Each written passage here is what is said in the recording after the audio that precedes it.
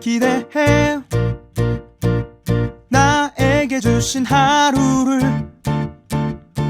때론 피곤하고 일어나기 싫고 널 깨우는 알람 소리에 짜증도 나겠지만 안녕하세요. 오늘도 푸른 말씀 임세휘 목사입니다. 좋은 아침입니다. 쉬지 않고 나를 지키셨네. 오늘을 나에게 주셨네. 새 말씀 안에 주가 주신 사랑과 은혜와 능력. 하나님 말씀 이사야 12장 1절로 3절까지 말씀 제가 봉독해 드리겠습니다. 그날에 내가 말하기를 여호와여 주께서 전에는 내게 노하셨사오나 이제는 주의 진노가 돌아섰고 또 주께서 나를 안위하시오니 내가 주께 감사하겠나이다 할 것이니라. 보라 하나님은 나의 구원이시라. 내가 신뢰하고 두려움이 없으리니 주 여호와는 나의 힘이시며 나의 노래시며 나의 구원이심이라. 그러므로 너희가 기쁨으로 구원의 우물들에서 물을 기르리로다. 아멘.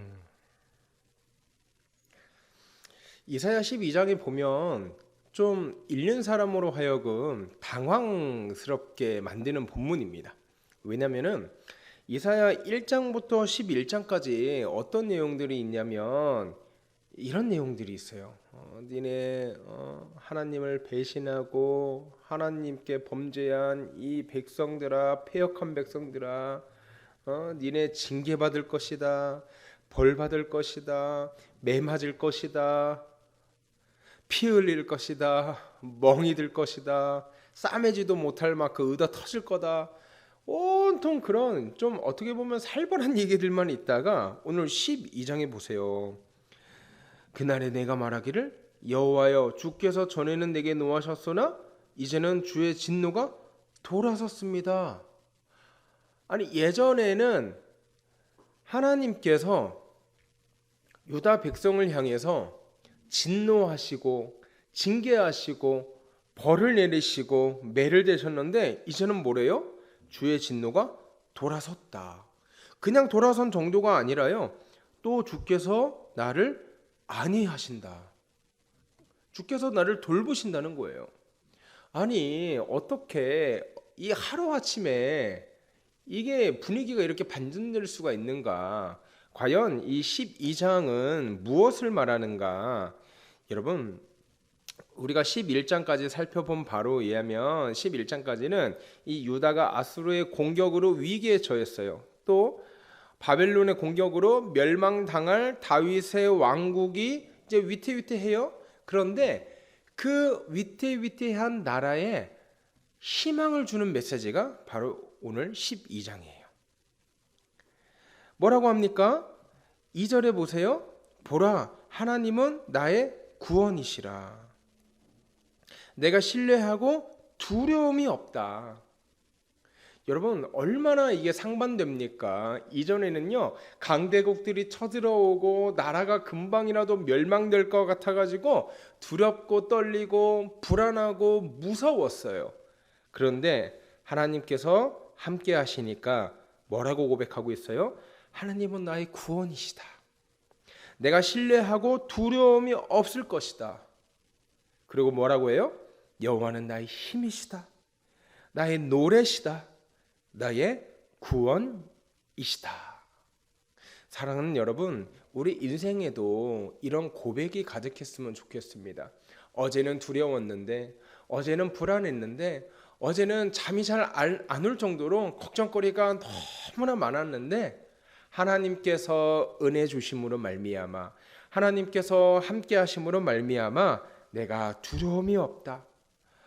아, 하나님이 나와 함께 하시니까 내가 두려움이 없다. 하나님이 이 모든 문제를 해결해 주시니까 내가 두려움이 없다. 아, 역시 하나님만이 나의 힘이셨구나. 하나님만이 나의 노래가 되셨구나. 하나님만이 나의 구원이 되셨구나. 이렇게 고백할 수 있는 은혜가 우리 푸른 사랑의 교회 성도들 가운데 가득하길 주의 이름으로 소원합니다. 여러분, 그런데 이 사람들이 이렇게 기쁨으로 노래 부를 수 있는 이유가 있어요. 사실 이 12장은 어떤 메시지냐면 유다 왕국이 멸망당하지 않게 해줄 것이니까 니네 기뻐해라, 이 말이 아니에요.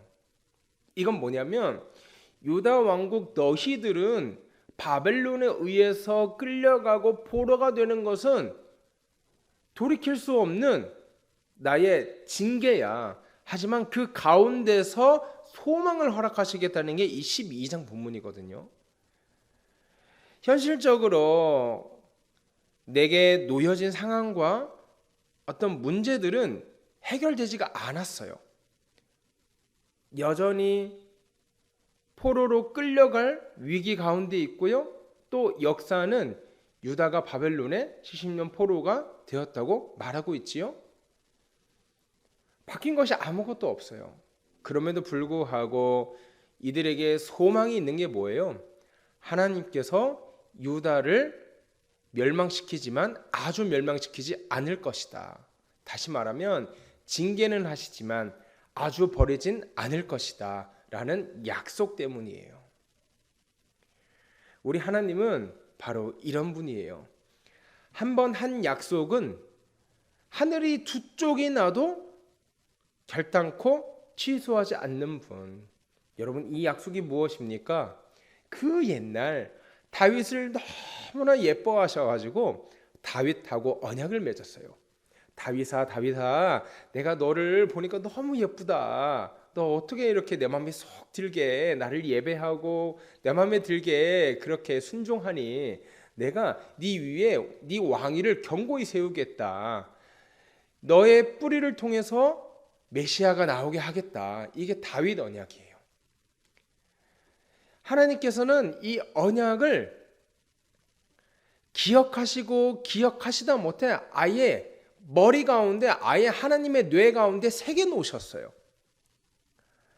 우리는 하나님과의 약속을 까먹고 또 불순종하고 또 하나님 말씀대로 살아가지 않는 죄를 범하지만 하나님은 그럴 때에라도 징계는 하시지만 언제나 다윗 언약을 기억하셔서 이 백성들을 아주 버리지 않으시고 포기하지 않으신다는 거예요. 오늘 그 말씀이 12장 가운데 기록하여 있는 거죠. 그렇기 때문에 3절에 뭐라고 합니까?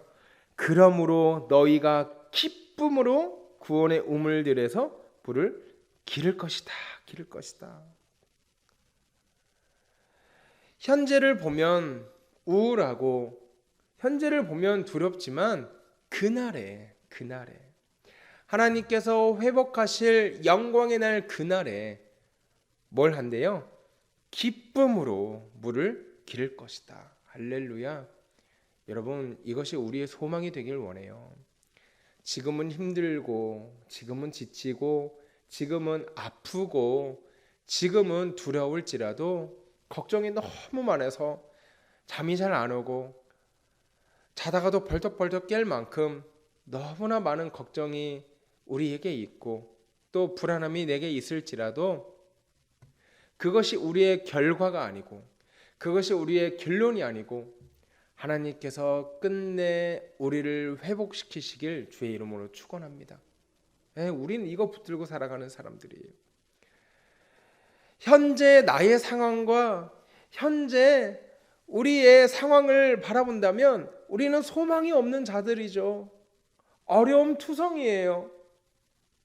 문제 투성이에요. 하지만 이것이 결론이 아니라는 거예요. 여러분, 유다가 포로로 끌려간 그것이 결론이 아니었습니다. 포로로 끌려간 이후에 회복돼서 돌아왔고 또 유다의 뿌리에서 예수 그리스도가 탄생했어요. 이게 결론이었어요. 여러분, 예수 그리스도가 십자가에서 비참하게 죽은 그것이 결론이 아니었습니다. 결론은 어떤 거였어요? 죽임당하신 예수 그리스도께서 3일 만에 부활하시고 부활 승천하셔서 하나님 보좌 우편에 앉아 계셔서 우리와 영원히 함께 하신다는 것, 그것이 결론이죠. 여러분, 마찬가지로 우리의 상황, 지금의 힘듦, 이것이 결론이 아니라 하나님께서 끝내 회복하실 결과를 믿음으로 기대하며 바라보는 성도들이 되었으면 좋겠습니다. 말씀을 마칩니다. 사랑하는 여러분, 우리의 결론은 오늘의 현실이 아닙니다. 우리의 결론은 오늘의 힘듦이 아닙니다. 하나님께서 은혜를 허락하셔서 지금보다 더 나은 삶을 살아가게 하시고 지금의 두려움이 변하여 기쁨이 되게 하실 주님을 찬양하며 오늘 이 아침 우리 함께 하나님 의지하며 살아가는 저와 여러분 되기를 주의 이름으로 소원합니다. 코로나19를 위한 우리 기도 제목 함께 나누겠습니다. 지금 이태원에서 또 증상자가 발견돼서 이게 지역사회로 퍼져가지고 감염이 또다시 시작되는 추세인데 하나님 우리나라를 불쌍히 여겨주시옵소서. 하나님 우리나라를 긍휼히 여겨주시옵소서. 하나님 온 마음으로 똘똘 뭉쳐 힘을 합쳐 이 위기를 극복할 수 있도록 힘을 주시고 고생하는 의료진들 가운데 위로와 평강을 허락하여 주시옵소서. 그렇게 기도하며 오늘 하루 힘차게 시작하는 여러분 되었으면 좋겠습니다. 기도합니다.